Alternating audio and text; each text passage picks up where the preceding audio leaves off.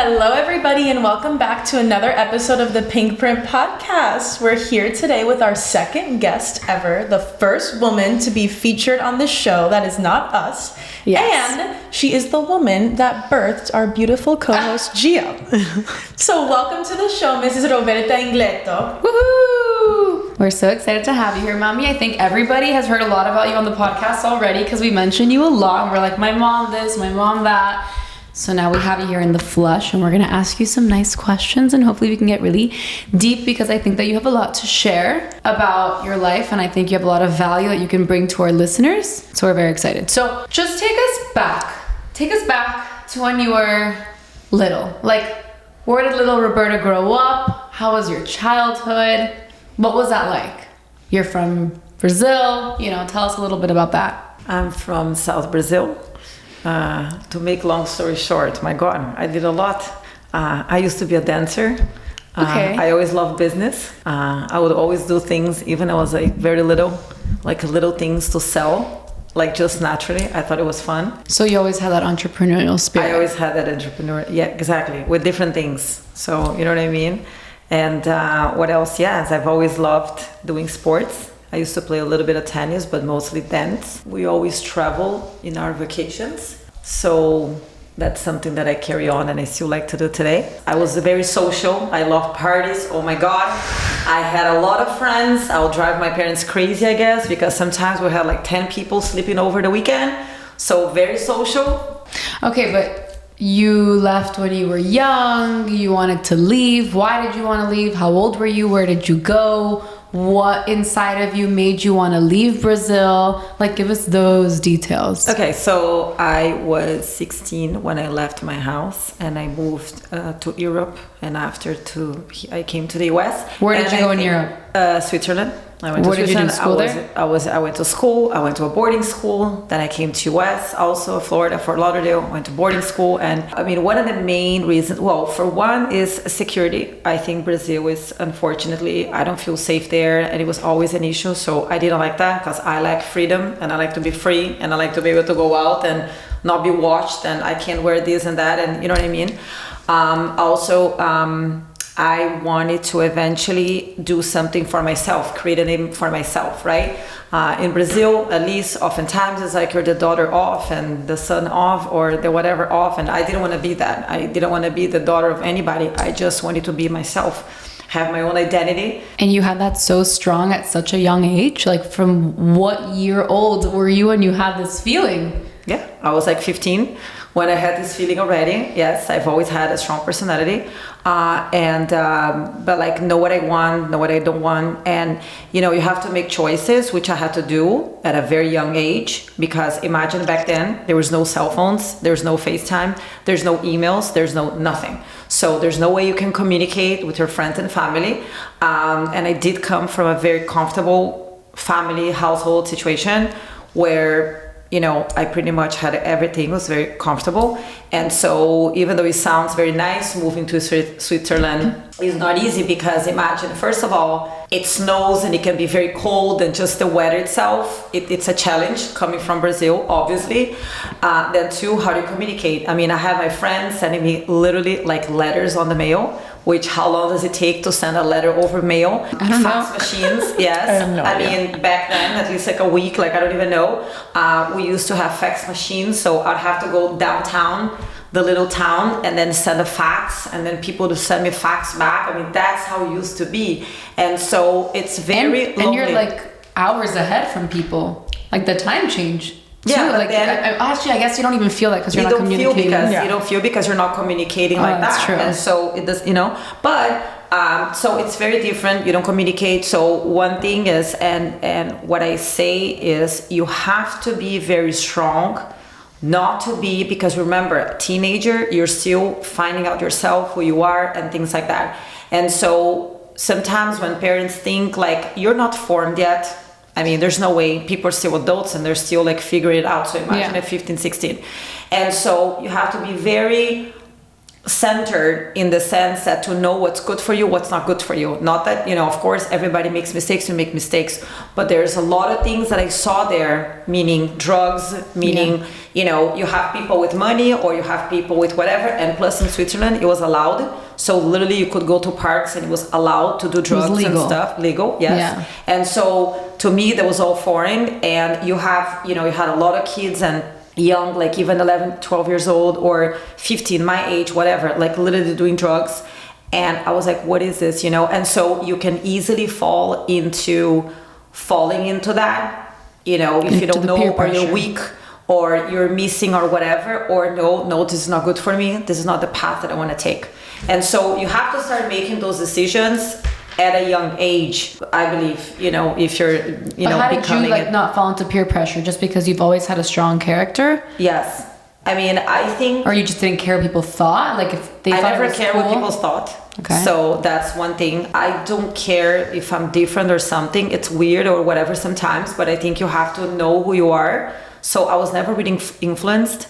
On the opposite, it's more, if anything, like, I mean, I want to do this and I want to do that, and if people like or not, like, so I've had that in me. But I think, again, you have to have a certain like values and I also had the fear because I like to be more of in control of my life and the things that I do. Yeah. And I know that you do drugs or you become super alcoholic, you're going to lose control of yourself and then you're going to regret later. Yeah. And I never wanted to be like addicted to anything like that, because then it's like, what are you doing to yourself? Like, what are you doing to your body? Like, where it's going, where it's heading, right? So even though I was young, but you're from Brazil. So anywhere, you hear stories, the guy was 18, 20 years old and he had an overdose or he had this and that. Why do I want that for myself? Yeah. So that's why I'm like, why am I doing that? Like, it's not good for me. Why am I doing that? So to me, it was never attractive. I feel like you always saw like the big picture though, because you're like, big picture, I don't care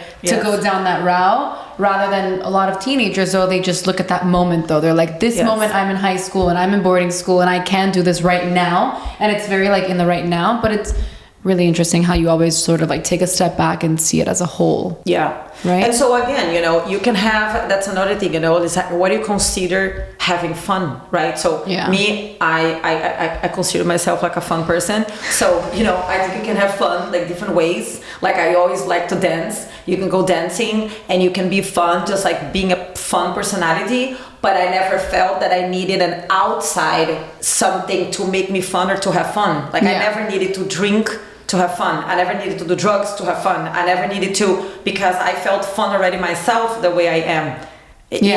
Or more or less fun. You don't have to be fun all the time, but it's just like I never needed to have this outside thing to make me have fun, So basically you start in Brazil, then you go to Switzerland, and then from Switzerland you get to Miami. And how old were you when you got to Miami?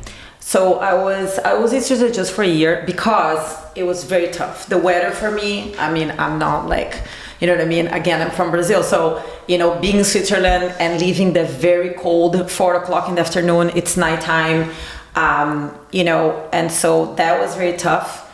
And so I needed the sunshine. I mean, and that's why one day, and by the way, this is something I can say, I'm always speaking to God and I'm always asking at a very young age. I've always spoken to God and whatever you call it, the universe and whatever. And it's like, give me signs. And I've always, I guess, connected myself. And one day I started talking. I'm like, okay, I needed the sun. And I'm like, sunshine. And then something came to me and it's like, oh my God, isn't there like a sunshine state?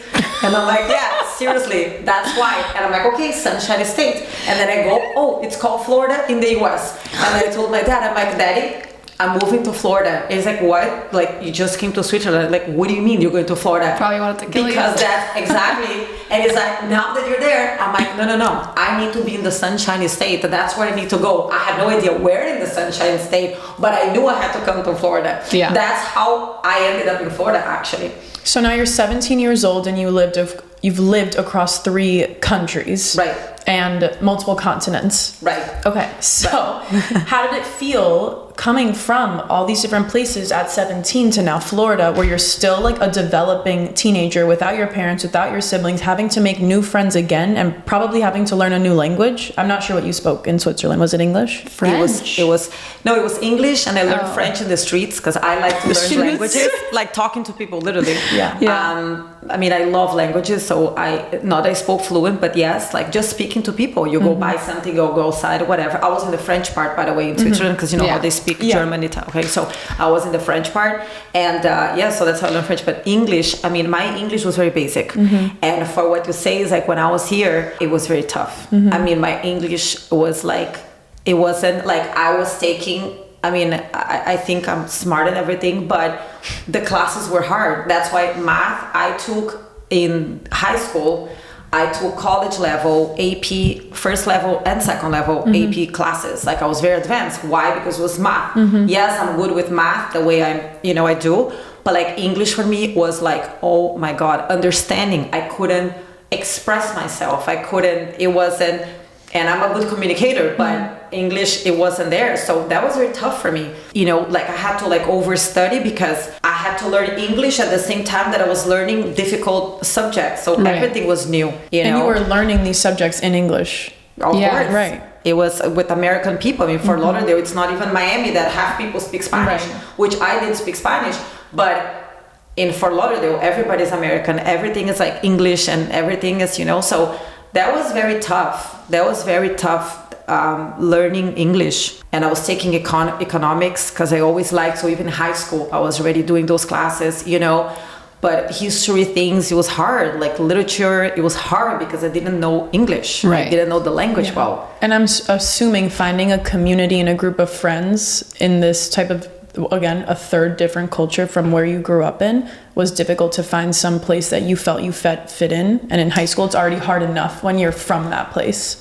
Yes. So the thing is that I have to say, I fit in everywhere. She had no trouble making friends. Exactly. But it's true. And also, like, seriously, I was in a boarding school in Fort Lauderdale, and oh my God, we had so much fun because all the international students were in the same position as me. Yeah. So I had so many, I mean, of course you have like the local people and the friends, whatever, but then you have like, oh my God, the Spanish guys, and then the ones from the islands. Like a lot of people come from all these other countries. Yeah. They're all foreign, and they also speak language as a second language, and they're all there.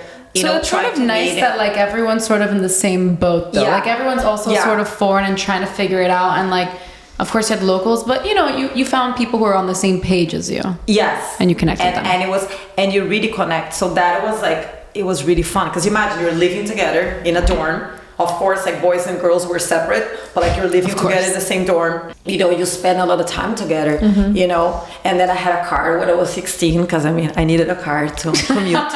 And so I got a car. It was a convertible car, so it was so much fun. And then obviously like with all the girls and all the friends. So yes, like having friends was never an issue for me. Okay. So then from there, you ended up going to school. You stayed in Miami. Yeah. So that's one of the reasons, because I was like, okay, I applied. I was accepted like a bunch of schools in Boston. I applied to a bunch of schools. I was going to do business, like for sure, because that's what I always like. And you were like, I'm not going back to the I'm not going back to the snow. Exactly. To me, that was a decision that I wanted to stay. Well, my two sisters, then they moved to Fort Lauderdale, so they were staying in the boarding school there. So they would come over the weekend, and so I like to be in Miami because one, that my sisters were close to me, and then the weather. I couldn't see myself going back to the snow. I wasn't ready. I was like, it's not for me. So you go to University of Miami, and I think that the biggest thing here is that you ended up getting pregnant while you were there, and you were still a college student, although you were towards the end of your studies.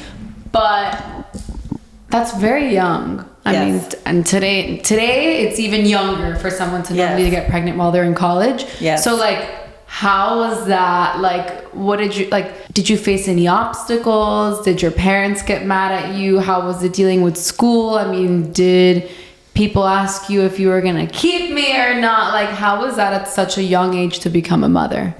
While you're still in college. Right. So many things there, right? So for one, I think that, again, I started my life, many things very young. So imagine when people are still like whatever, I had already, like you say, I already had lived in Switzerland. By the way, in Switzerland, every weekend you go to a different country. So this country, oh, let me visit Germany. Oh, let me visit Italy. Oh, let me visit Spain.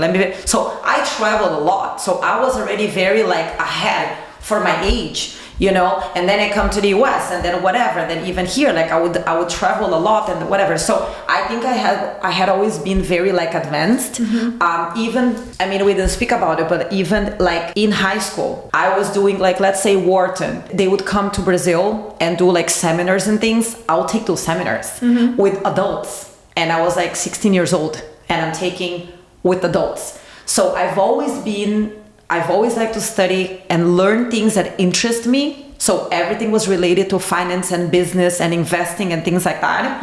I also like psychology and understanding about people and things like that. So I've always taken a lot of courses and things like that at a very young age because I was still in high school. And so when you look at me, it sounds like I was young in age, but not necessarily to myself, because to myself, I have done already a lot. Right. And like I said, that's another thing about me, which I always say to people till today, you have to live the moment, you know, and I've always done that. So when I was in high school and college, yes, I did my study, my thing, but I also had a very fun young years. Right. I mean, I went out, I had friends, I went party in a healthy way, but I did all of it. So for years, since I was like 14, 15, that I started going out. So by the time I was 20, 21, I was done partying. I was done going out. I was done with a lot of things that maybe people, they're just starting. I had done a lot of it. You know what I mean? So I was over that, you know, I was ready for the next chapter. So again, so maybe in the young age compared to everybody else, but to me, I was ready for it. Like even in high school and throughout college, I would work because I already wanted to have the work experience for free because I wasn't a US citizen or resident. I couldn't work and make money, but I just wanted to work for the experience, to learn. I've always been about learning, right? So going back to your question, when I was 21 and I was dating your dad, because we were dating, we're not even married. And again, the way that I speak to God and everything, I remember one time I was like walking in a mall and I would always catches my attention, like look at those beautiful clothing stores for like little kids and little babies and things. And I was like, oh my God. And I always saw myself having my daughter, and I saw it. I saw myself having my daughter. I knew we were going to be best friends. I knew I was going to be a young mom. I just saw the whole thing. Whatever you call it, I just saw it. So when I got pregnant, I was so happy. Like that's what I wanted. I don't care I don't care what society thinks. I don't care what people think. I was happy. I wanted it. And yes, a lot of people ask me, imagine you're in college, people are like, oh my God, like abortion. Do you know how many people ask me if I was going to abort? I'm like, oh my God, like, oh, just to think about it. You know what I mean? But a lot of people ask me, you know, like if I was going to do it. And to me, like, of course, like it was never a question. Right. Like the moment I found out, it was like, oh my God, you know, I was so happy. And then it's like my parents, well, I just told them. And then they're like, oh, but I'm like, you know, I'm like, well, I just loved it. And I think that's why it's not to say the moment I found out I was married, the moment, and then yes, I got married, whatever. But, you know, the moment I've had it, it was always very special. I always made it special from the beginning. And the moment that like you were born, you were special. And everybody's like, oh my God, Jill is amazing and Jill is so special. And I think it carries on until today. Because everybody has seen Jill like how special. Honestly, from the beginning, it was like, this is amazing. I love it. I want it. She's so special. And she's so whatever. You know what I mean? And so I think it carries on. Because I remember like in college, Jill was like the little baby of everybody. Nobody else had a baby. So she was the only baby. You know what I mean? And always very special in the family, among friends, and among... I mean, obviously. You know? I'm sure being in college and being 21 years old and having a baby, like so many people are going to have their opinions about this. And it was up to you to like keep strong and know that this is still what you want, regardless of if you want to be with her dad for the rest of your life or not. It was more just about like, this baby is like meant to be in my life. But it's interesting that you like had that intuition again at such a young age. And you were ready and you were excited. Yes. All of it. And I've always like I like being a mom. I've always wanted to be a mom. And so like that was one thing, and that was something my mom told me, finish college. Like even though you're pregnant, because I felt really bad as far as like especially in the beginning, like nauseated, like nauseated, things like that, like very tired. So that part is not easy because imagine you still have to study and stuff, and physically your you're body's not feeling going well, through, but that was the beginning, and then after like was whatever. But it was one thing that I said, yes, I'm graduating, like it doesn't matter. Because some people, they stop and then they have the baby or whatever, then go back. No. I continue. I never stopped. I'm like, I'm going to keep going like normal. So I had to sit down because my bed was huge. So I'm sitting down in those little college chairs, whatever, sideways, because I wouldn't fit, right? My belly wouldn't fit into the thing. And then I remember Gio coming to college because I was breastfeeding, and literally she'll come with me. She was always with me. No fucks given. No, never. And then I'll bring her to college. I'll breastfeed her in college. I don't care. And then that was it. Always with me. Always close to me. Always. Okay, so now transitioning, you started to work. So you always had this very incredible work ethic. So then you had me. You're like 21, 22, and then you start to work. Do you immediately go into real estate, or how did you get into real estate? So I studied finance, right? Business and finance. And so when I graduated, I started working with my father because he had all his investments and all his things and whatever, and I loved it. I had banks that wanted me to work for them, but I didn't want, because one, I never saw myself in an office of a 9-to-5 type of personality. And again, at a young age, I already knew like that was not me, right? I've always worked and I love working. And so to me, I would be, and I'll give you examples, but like, it's not about, so I was never like that. And two, I wanted to spend time with Gio, right? With my baby. So I didn't want to be in a place that I couldn't be with my baby. So it was good because for a year I worked with my dad and I did finance stuff out of the house. I had all the setup. I mean, I had Bloomberg in my house. I mean, nobody had that. The banks had that, but not, I had all the screens, Bloomberg. Working remote before remote. Right. Working from home. Yeah, imagine. So I was like 21, 22, because when I had her, I was 22 years old, and I had all computers, all those set up, like, Bloomberg stuff and whatever. And then I would go to the bank sometimes that we had account with. So it was so fun because they always told me, why don't you work with us? Why don't you work with us? They're always recruiting me because they saw my work ethic and the way I am and whatever. And I was like, no, from the outside. But two things happened. My dad couldn't separate work from being my father. He doesn't have that capability. So I wanted to have my dad. So even though I had a very comfortable job and I was paid very well and whatever, I'm like, he couldn't differentiate and he wanted to control me because I was working for him. And I'm not that type of person either that, that somebody can control or with money or anything like that. And so again, I had to make a choice, right? Either I keep having this life, which from the outside, sure, it's beautiful. There's a lot of good things about it, but it's not what I wanted. So I had to make a choice. And then I said to him that I wanted him to be my father, not my boss. And he got very upset and mad, and he cut me off, obviously, because that's the way they control with money. But that was okay. Again, it's another choice you make, but because of that choice, I'm here what I am, right? Because you have to make those choices. And sometimes, I could be, again, that life and whatever, so what? At what cost? To me, there's things you gotta make your choice, but on the long term, it pays off like crazy, right? And so anyway, so that's what I did. And then because I've always liked investments and I've always liked business and investing and finance and all that stuff, that's when I got into the real estate. I'm like, real estate is also a form of investment, right? So it's not banking, stocks, bonds, whatever. It's also a form of investment. And so, so I got my license and it allowed me the flexibility. I could take my daughter to all the showings. I could work from, back then, it wasn't the way things are today, so we had to go to a physical office, but different. But I could always bring her with me. I would always bring her with me to my showings and everything. So it kind of combined everything that I wanted to do. And then, okay, so you've been now in real estate for pretty much my entire life. So for 25 years. Yes. Right? Yes. And you started off as a salesperson, but very quickly you wanted to get into the brokerage business and become a broker. Yes. Right? So how quickly did you transition? Why did you transition? Why did you want to make your own brokerage? Well, it was because different things. First of all, you have to have 2 years license experience as a salesperson so you can be a broker and get a broker's license and open a thing. Okay, so that's 2 years. But what happens is, again, I am a very ethical person. I like to do things right. And I'm not a person who like to screw people around.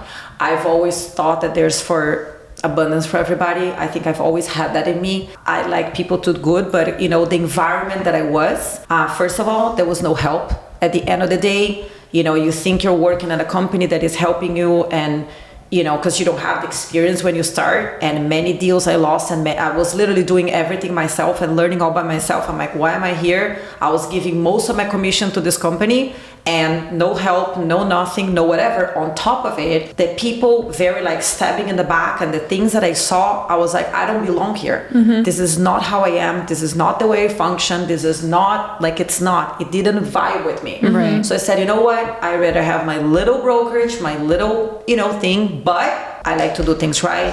I like to be ethical. I like to do, and if I have to work, whatever, it's okay. But you know what I mean? Because they're like, what am I doing? So that's what made me do that. And everybody, that's what I'm saying, like around, since then, we all become friends and we all become family. And I'm always the opposite, because I saw how it is when you start, you don't have the support and you don't have the guidance and you don't have that, and how I had to stumble and like learn by myself is so much harder than if you can have somebody tell you, no, don't go this way, go that way. This is how you respond and this is how you do. It helps so much. Yeah. But how old were you when you started RGI, your brokerage? So and how old is Gio? No, Gio is turning 25, right? So no, I was back then when you became a broker. 25.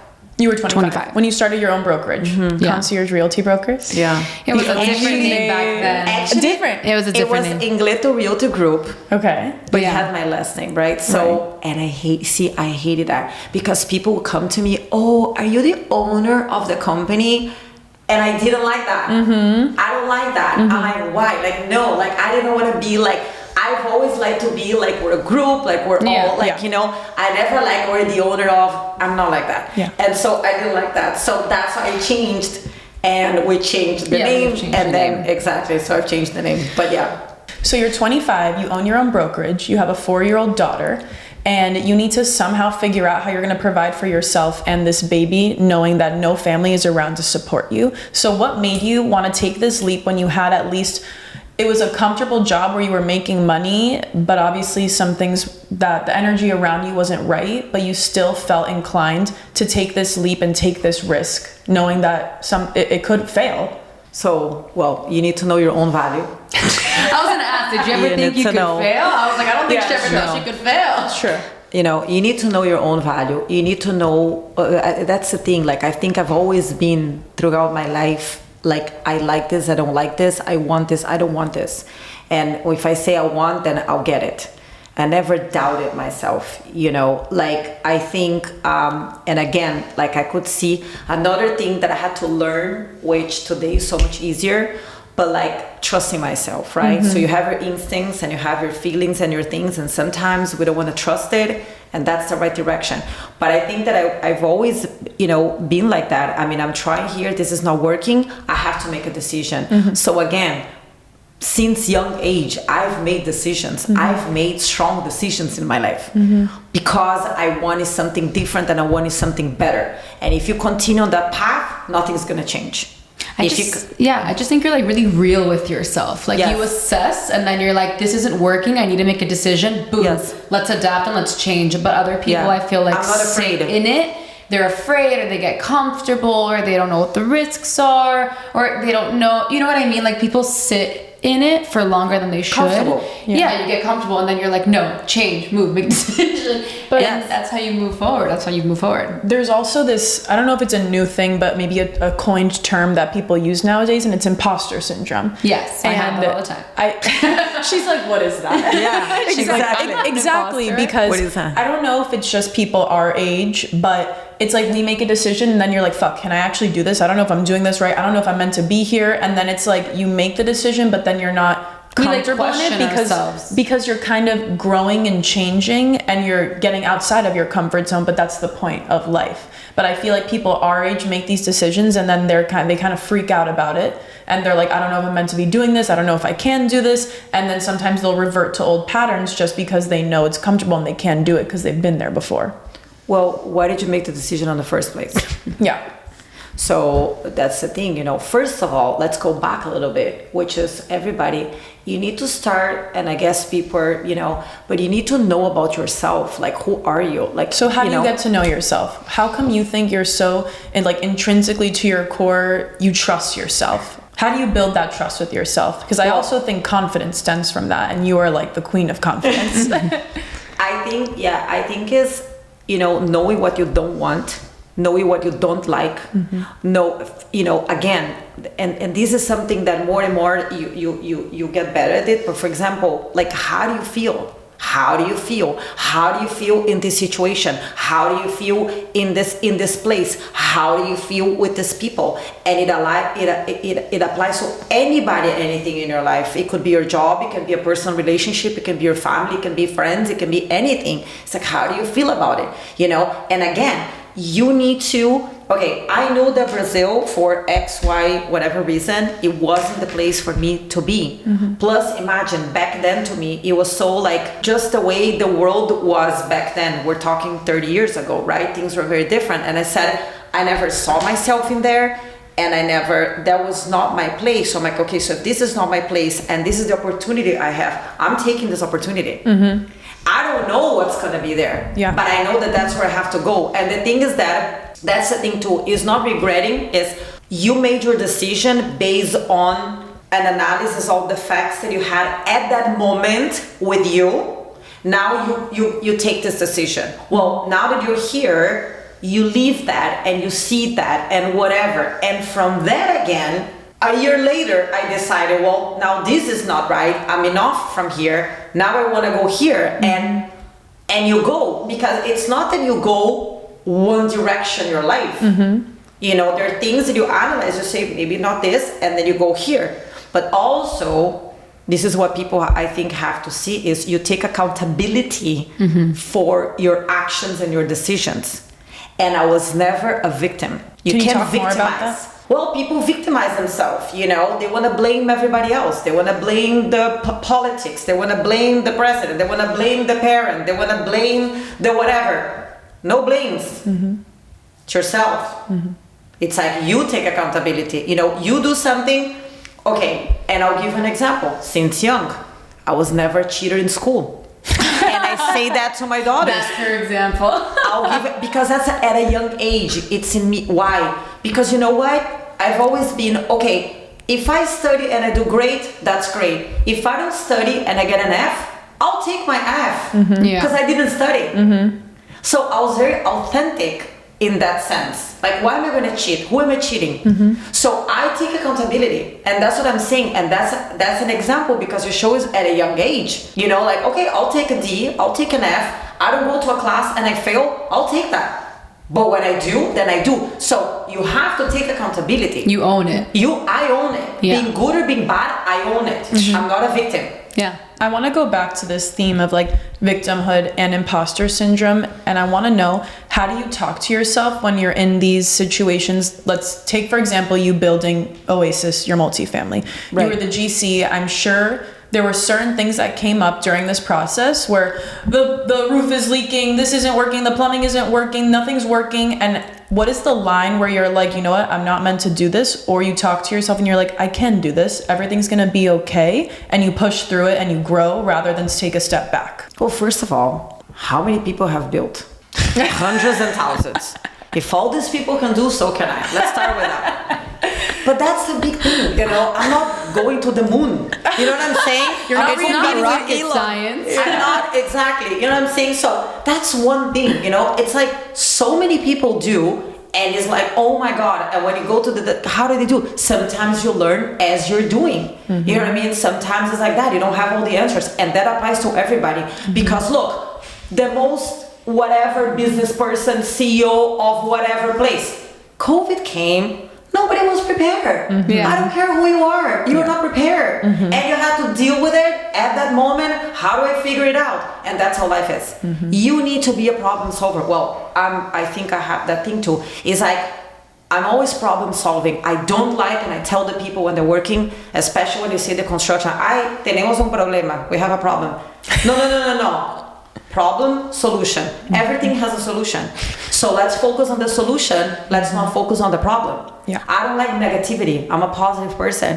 And it's not that I live in la la la. No. Let's focus on the solution, right? I don't care about, okay, we found out the problem. I don't want the drama. Take the drama out. So yes, I can be very rational too, but I think that's what you need to do.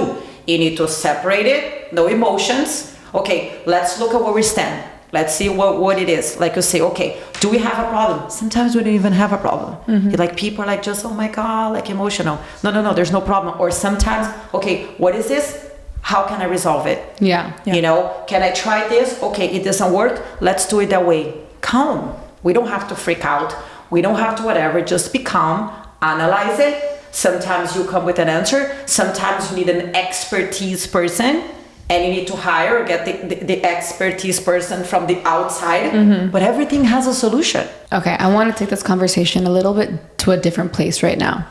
So you start your business, you have me, you get remarried, you have 2 more kids, and then you get divorced at a very young age. Again. Yes. How old were you again? You were 31, 32? I think when I got 33. 33, right? Okay. Because I was, So you got divorced at 33 and your kids were what age?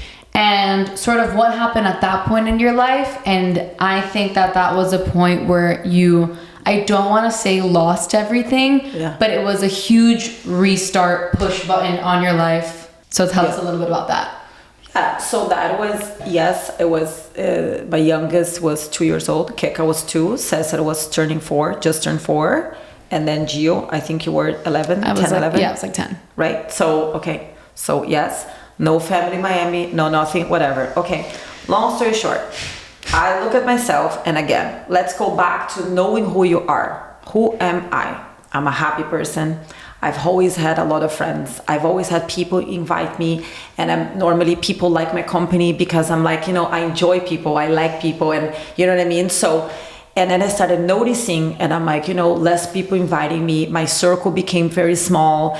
And then, I don't want to talk about, but, my ex-husband was very, controlling, very jealous, very whatever. So it's not about that. But I don't want to get into those details. But, and I was like, what am I doing here? So bottom line is, I wasn't happy. And so when I had Keka, I felt like depressed. And I'm like, this is not who I am. I'm not a depressed person, right? I'm not down like this, like that's not who I am. And so I thought for a second it was like what they call the postpartum depression. So I'm like, maybe that's what I have. That's another thing. What they call. Yes, because I'm always like, what's going on? Let's figure this out.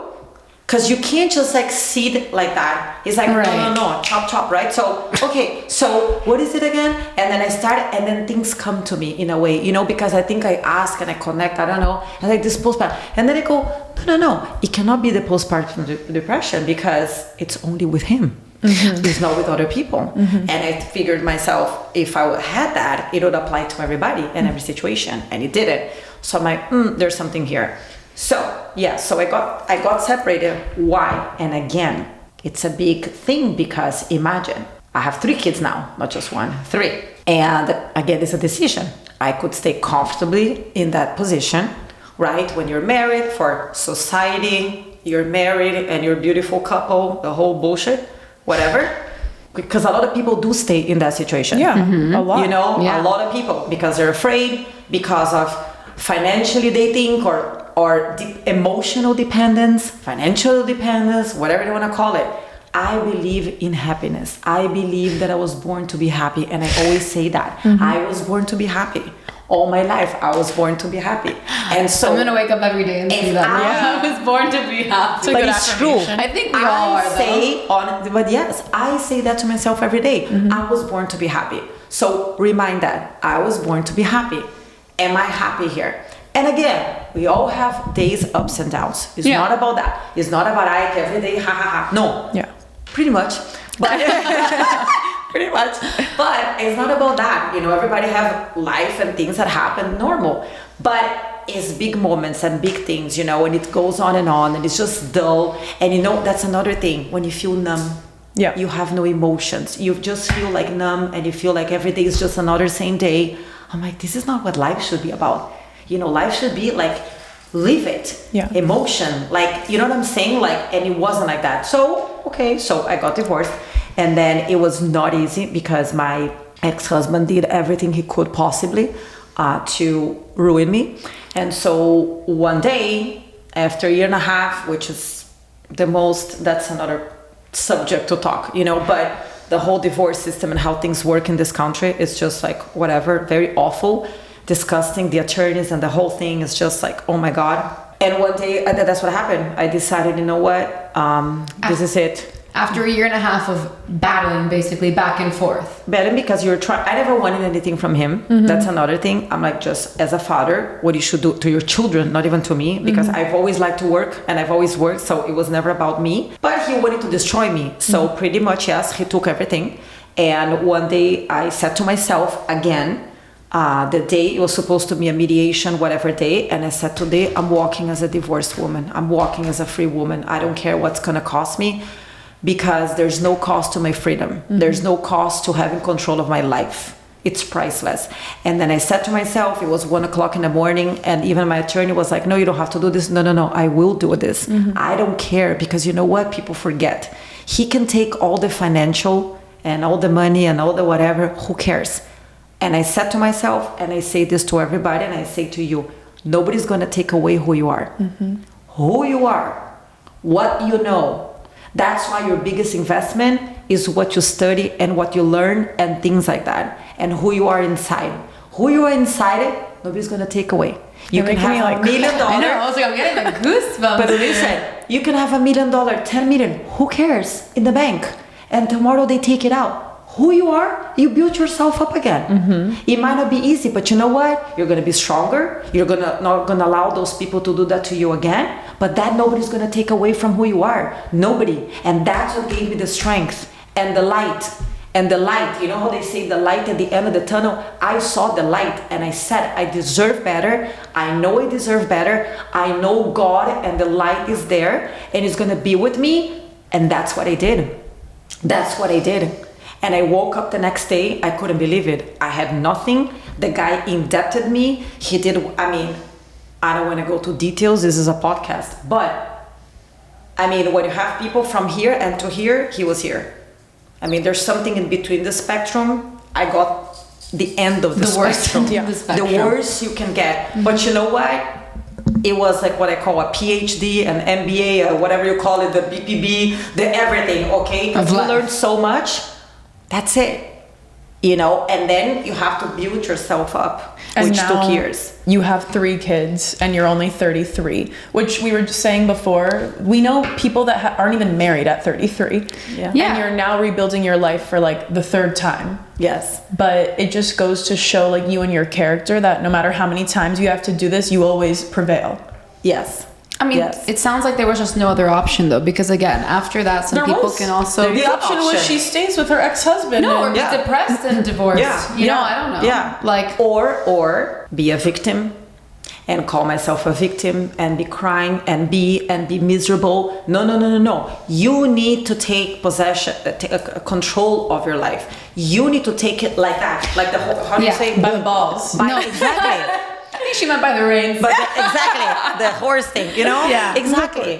You have to. Okay, so one thing about rebuilding, he took a lot financially, assets, everything. How were you, because you were so good at this, realistic with where you stood? And you made changes in your life. Yes. Like we sort of had to start over in that sense too. And I want you to talk about that because financially you were in a different position now, because he took everything and you were only left with very little bit in your savings. Yes. And then it's like a lot of people don't want to be real with their financial situation, with their life, and they want to pretend this thing to the outside. So like explain like what happened and how were you real. And I feel like now 12 years later you've rebuilt. So I think again, I don't leave, and I think that's what people need to understand in this world and in today's whatever. you don't need to the outside. You need to do things that are good for you, okay? And I think financially, again, you have to live within your budget. And that's a whole different subject we can talk about. So here am I, 3 kids that I'm responsible because no, he didn't want to help me. He like whatever. And so without getting details. So okay, so now I have to support myself. So there's a few things, you need to do. Financially speaking, you have to adjust yourself. A lot of people, they want to pretend that they're still living that high life or they're still living whatever life. It doesn't matter. You need to come down to your reality.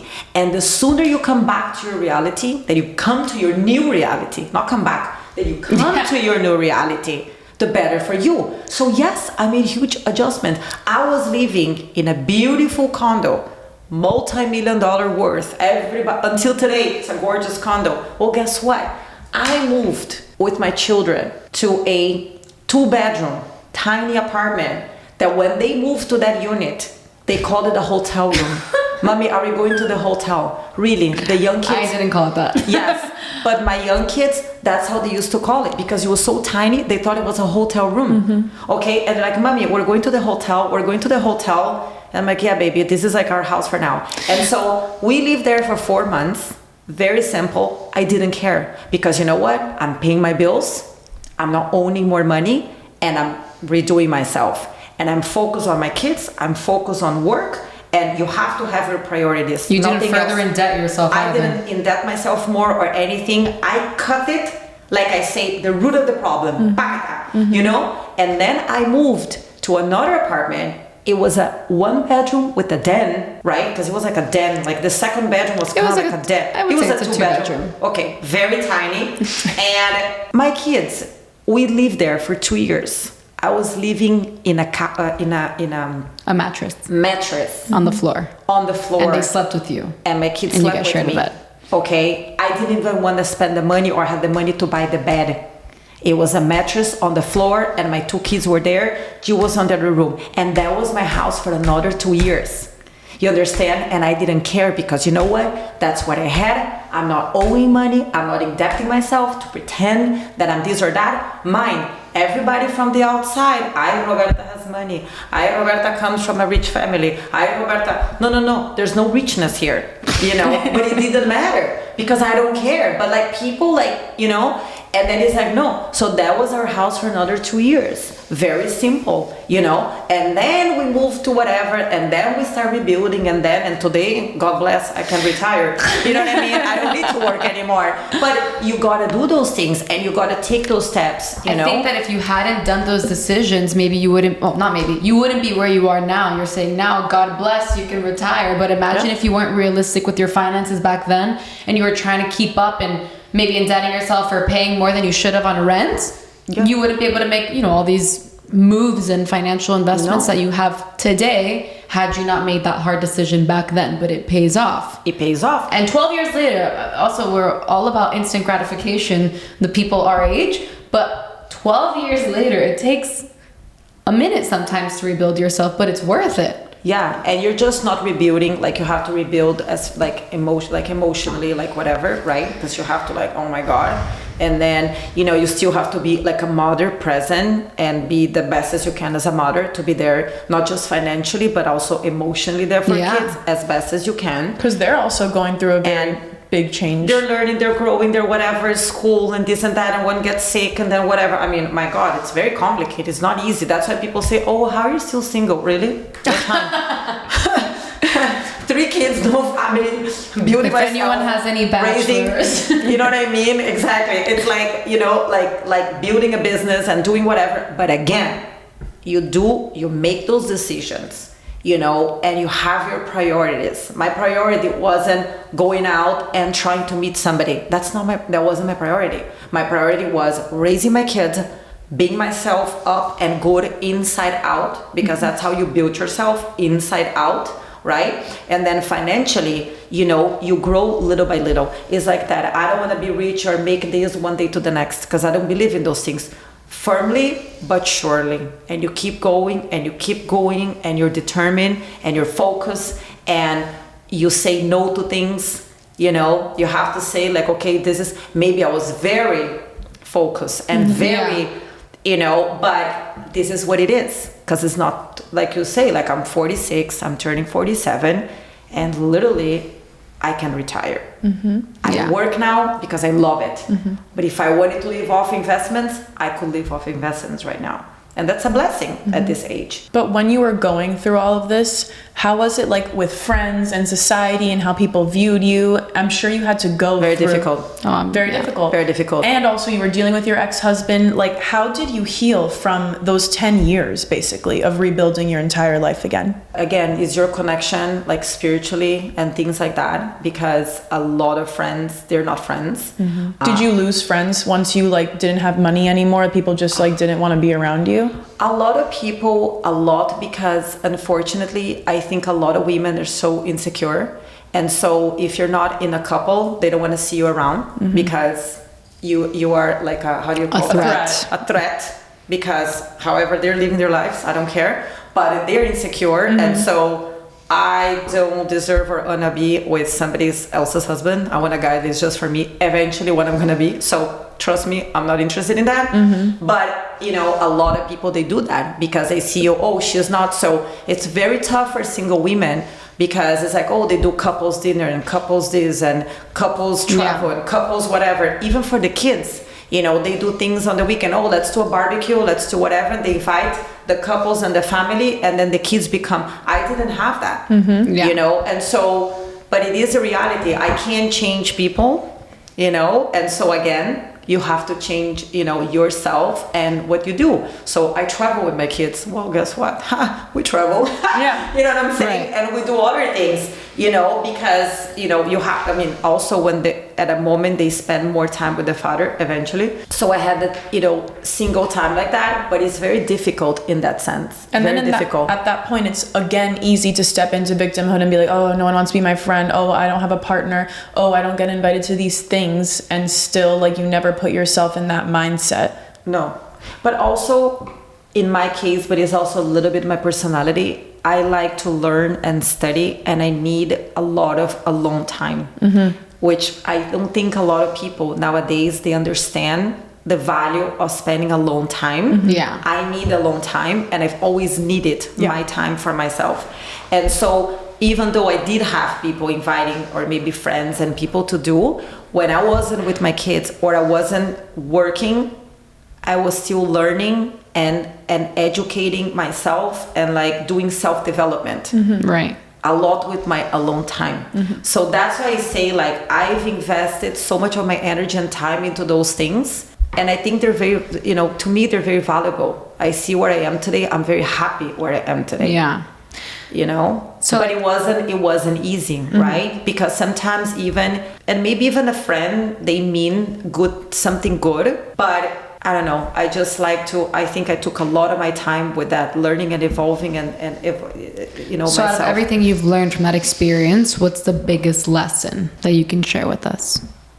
So many. Out of which thing I've gone through so much. I guess out of the divorce and building yourself again, what's the biggest lesson out of that? Even people who are hesitant to get a divorce because they don't want their life to change and whatever, but even girls our age who stay in relationships and they're like, whatever, I'll just marry this guy because he's a good guy and he takes care of me and I won't have to do much. Or because, you know, it happens at every age, like divorce, yes, but even girls at 21, 22 who don't want to leave their partner because it's comfortable. Well, so you see, like, everybody's different. So in my case, and everybody looks something else in your partner, right? So what people are looking at a 20-year-old age and what people are looking at a 40, 50-year-old age are different things. You know, when you're young, maybe you want to get married because you want to have children, right? At 50, I don't want to have more children. Now, if I eventually, you know, meet somebody, it's not because I want to have babies. On the opposite, younger guys, if they come to me, I'm like, no, baby. Maybe you're for my kids because, you know, you're at a different stage in your life. So I think that's one thing, you know, is like what you want. And so if you're young, okay, so if you guys thinking about at a young age You know, what are you looking? Are you with a person that if you want to have children and have a family, does that person also want to have children, have a family? To me, that was very important. If I'm with somebody that doesn't want to have that, then I'm wasting my time with that person. Yeah. Okay, so it's not even about being comfortable. It's about we want different things. Okay. Another thing is I am independent and I want to be independent, and I would like to be with somebody that we can be independent. You don't want, as young kids or like young people like your age, you don't want to be depending on your parents, because a lot of kids your age are dependent on the parents. Right? And that's the thing. That's another example. You know, come down to your means. You know, you want to be independent, then be independent. Then don't depend on your parents. Then find ways to have one job or two jobs or whatever that is, but pay your bills and live within your means, and that's where you're going to build yourself. And then if you're with a partner that you're both on the same page, you can build something together. At a young age, right? And again, I never cared if a guy had nothing or this and that. It doesn't matter, because again, whatever you have at a young age is because your parents have. I'm sorry, any 20-year-old or 21, 22 that is taking you to the most expensive restaurants and doing all these trips and all these things, I'm sorry, but most cases is because the parents are supporting you. That's not your money, that's your parents' money. So be yourself, you know, and do things yourself. And so what does that young couple want? And so that's what I'm saying. So do you want to stay in a relationship but the guy is just the son off or the daughter off? Is that what you want? You know, or do you want to be with somebody that wants to have kids or not? Some people, they both don't want, and they just want to live life. That's okay. You got to respect that. You know what I mean? But whatever that is, and so that's what I'm saying. Different age, you want different things. And that's where you have to see if whoever you're with, you're vibing and you want the same things and the values. Okay, I want to transition a little bit now and ask, how do you keep everything in check? You're very organized. You have so many things. So like, tell us a little bit about like what your morning routine looks like. So I'm very organized, as you know. And so the first thing I do, I make my coffee. That's how I'm like waking up. What time do you wake up? Very early. Like what time? And how do you take your coffee? Give us the details. Yeah. Some details. So yes, I mean, you guys know. I wake up, you know, 4:30, 5:30. Okay, early. Maybe 6. 6 is like late for me, you know. So I do wake up very early in the morning. I love the peace at that moment. Okay, the kids are still sleeping. Everybody's sleeping. There's no phone ringings. There's no nothing. No messages coming in. Oh my God, I like that quiet moment. That is myself. So I wake up, chill. I do my coffee. Okay, drink water and have coffee. I think water is always... Black coffee. And black coffee. No sugar, no nothing, just black coffee, right? And so I like to do things calm. And so that's the first thing I do. And then I sit down and I look at my schedule, right? And so I look at my day. I look the appointments that I have for the day. I review my previous day. It's like, what did I do yesterday? What did I do? What do I need to follow up from yesterday? So if I had meetings or things that happened yesterday, then what do I need to follow up today on that, right? And then what are the things that I want to accomplish today? So I kind of look at it, and I spend easy 15, 20 minutes just doing that, chill, you know. Sometimes I move a little midpoint because things happen, and so you have to like rearrange, again, priorities, right? So what are your priorities? And so I look and I have a good vision of my day. You know, and I do plan everything. Like if I have appointments the other side of town or whatever, how long is it gonna take me? If it's midday or if it's morning or it's everything, then I don't wanna be late. And so I really envision my day, right? Appointments and things that I have. So that's what I do in the morning. Do you work out? Depending on the week. And so, yeah, I don't have breakfast ever. Well, I don't have to take my kids to school anymore because they're driving. And so, yes, but then I do exercise. And so I do some work because I start very early. Well, one of the things I do very early is when I'm doing construction, I do a lot of with the construction people, you know, follow up, who's gonna come, who's not gonna go, what time you're coming, I already get it out of the system, you know. Everybody young and the construction people, they do start early. So 7 in the morning, I can be texting them, it's fine. And so I text them everybody to make sure everybody's coming on schedule, blah, blah, blah, because I don't want people to be waiting on me, right? So I get that out of the way, and then I do my exercise. So I usually do like 8. But when I go to the gym or when I go play tennis, which is one of my favorite sports, I love it. And so I play 3 times a week. And then I go 2 times a week to the gym. I like to do sports. Pilates, weights, what do you do? Yeah, so I've been going to the gym like twice a week. I used to do Pilates, but it's so hard to get appointments now to get a class, and it's this and that. I'm like, oh my God, like really? And so that's why I don't do it, you know, because I can't make the appointment. But then tennis, I play 3 times a week. I love it. And then you do weights. And then I do the weights, you know, and that's it. So I do my sport. But when I'm doing my sport, I already got out a lot of the stuff important. I already got it out. So then I'm there. And then I take kind of like a break at 8 o'clock in the morning. Yeah. You know, and then, and then I do that. And then another thing that I don't do is any appointments before 11 a.m. I love that. Can you talk more about that? First, I do what my priorities are. And that's, I think, is something important to share and say is a lot of people, they allow the outside world to come to them. Can you do this for me? Can you do that for me? Can you respond this for me? And then you're being thrown by friends or work or whatever that is, and they're throwing all this to you, and it's like, okay, out of all this 100 things coming to me, what do I need to do? What are the things important that I need to get done? So that's what I do before 11 a.m. So I don't make appointments before 11. Okay, is I do my things. I see what email do I need to respond, what are the things that I need to do.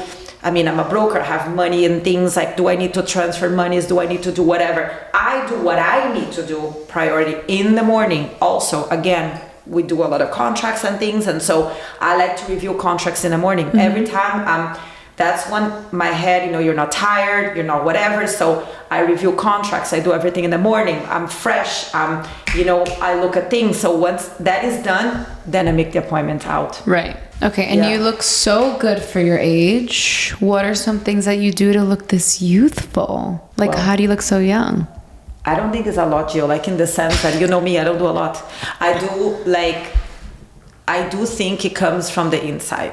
Okay. Right? I think it's a result of having a healthy life. So that I do. What does a healthy life look like to you? Right. So, okay. Drinking water, we all know. But sleeping well. Yeah. I'm not a person who sleeps at 1 a.m. I sleep, you know, I go to bed relatively early, 9, 10 o'clock. I'm in bed, whatever, you know. It's like also about the same time. Not that I planned it, it's just how kind of it is. And so, but I think it's important, you know, and then sleeping good. But, you know, sleeping is very important. People don't realize that little things and stupid things that anybody can do, but it's very important. Sleeping well. I think having exercise as part of your life, whatever that is, even if you're walking outdoors. Yeah. But you're spending time in nature, you're walking, you're moving, you need to move. You need to, you can't be sitting every day down. You know, I think especially after a certain age, you need to do some weights, the muscles and stuff, you know. But I think whatever exercise you want to do, you want to dance, you want to go roller skate, I don't care. But you got to do some sport and exercise. That has to be part of your life. And then I think that having those trusts, and what do I mean by it? Is really being conscious about it, right? It's like how you're living your life, because I think stress is something that is killing so many people and bringing so many sickness and bringing so many whatever. Again, the way you attack your problems, the way you face things, and the way you don't let it affect you that much, you know, because you're facing things. You're not like putting under the rug. A lot of people, they don't want to see it. They put it under the rug, but it's there and they know it, you know, or people, they're indebting themselves. What you don't think subconsciously that's like bothering you and stressing you. How many people get so stressed when they get to a financial problem that it's too big right now to fix, and now they're getting sick because of it. But why did you get there? If you had the right discipline from the beginning, or fix it when the problem was little, you wouldn't have gotten there. So why did you allow it to happen to there? You know, why did you allow a certain relationship to get to that point that is now making you sick? So I think it's that too, you know. So that's why I think it's the result of a lot of discipline you have in your life. I'm not an alcoholic person. You know, you don't drink. I don't drink. Like very little. I would have maybe a glass of wine. You know what I mean? But throughout your life, you barely drink. Throughout my life, I barely drank. Barely. And so, and I'm not saying nothing against, but like, it was never part of my life. And now, again, very little, I would have a glass of wine. I think throughout the years, and that's when you see the difference, right? When you see, because at a young age, you're not going to see. You can smoke all you want, you can drink whatever. You're still young, right? We're going to see it when we're your age. But you're going to see later in life the result of, again, the choices that you've made. And that can be financially, that can be on your health, And I think that's what it is, because then you look, yes, I do Botox once a year, sure.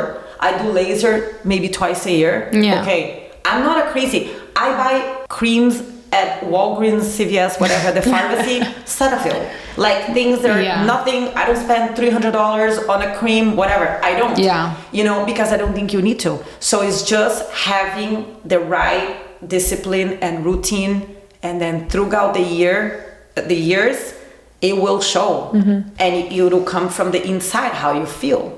So I think that's kind of like the combination, you know? Yeah. So looking back at your life, do you have any regrets or anything that you would like to have done differently? It's no regret, but it's something that I think everybody needs to learn is listen to yourself. So you wish you would have listened to yourself maybe more when Earlier. you were younger, earlier. Earlier, because sometimes you knew the answer, you knew what was right or wrong, or you knew whatever, and you just didn't have the confidence to trust. Again, because sometimes we're so stupid, or sometimes we're listening to whatever. No, listen to yourself.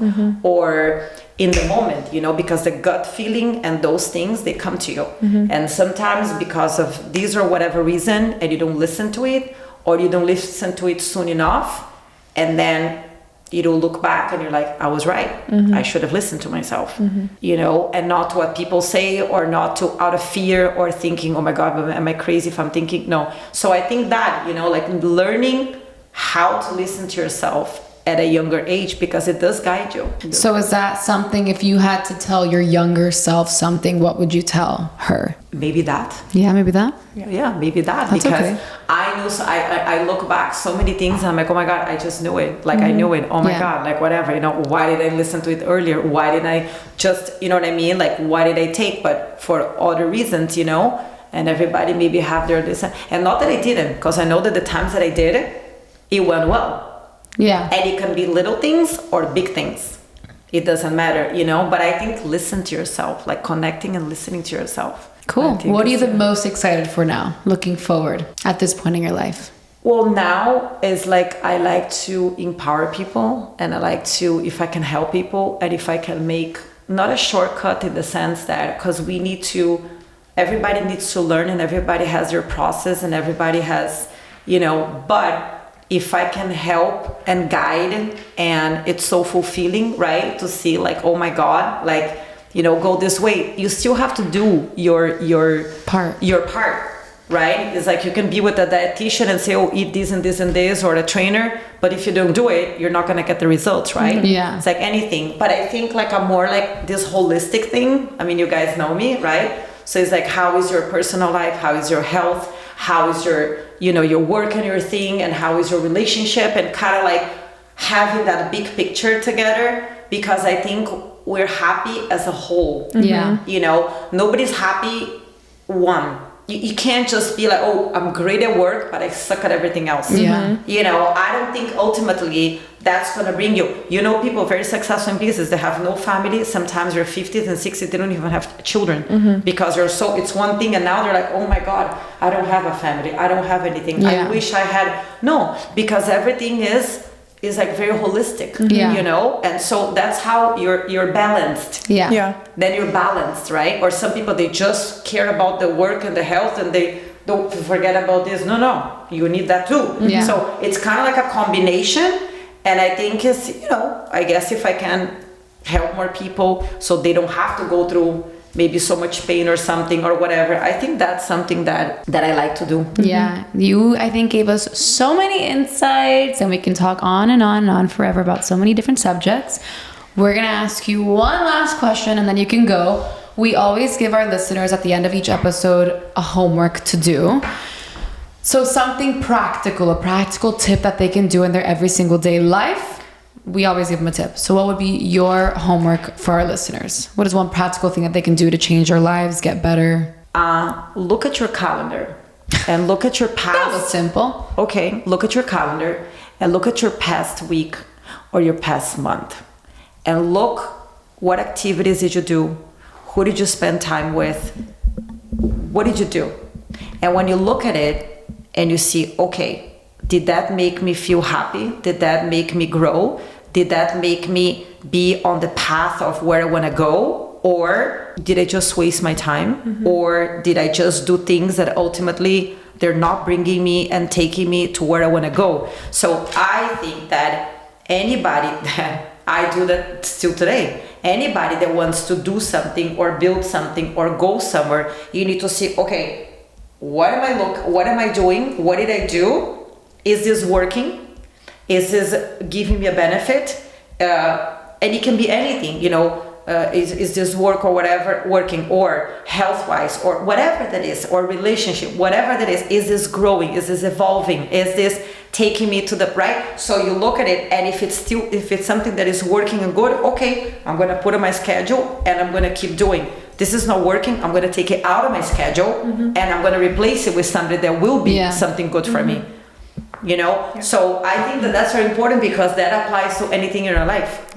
So let's pretend, I don't know, you love doing massage.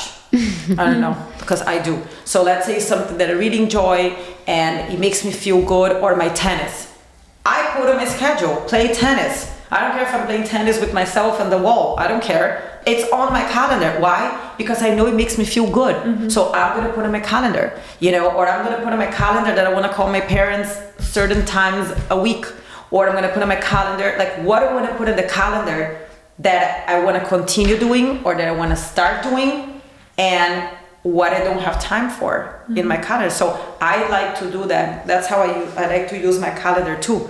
Not just for appointments and things, but also as a way to look back and see what you've done with your time, and see what I've done with my time. Because if not every day goes by so fast, then life passes you by.